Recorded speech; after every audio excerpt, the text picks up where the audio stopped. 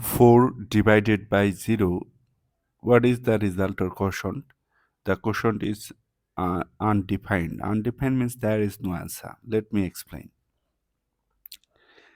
4 divided by 0. Here we write quotient or result or answer.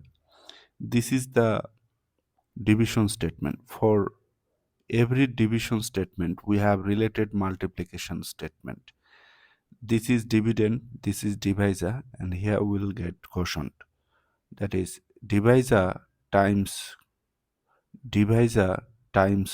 quotient equal to dividend. Now this is the related multiplication statement for this division statement. What can you tell me what multiplied by 0 gives you 4? Let's say 1. 1 times 0, you will get 0, but 0 is not 4. Again 2 times 0, again 0. 0 is not 4. So actually we are not getting any number here that multiplied by 0 gives you 4. That is why there is no answer for this division problem. So this is undefined.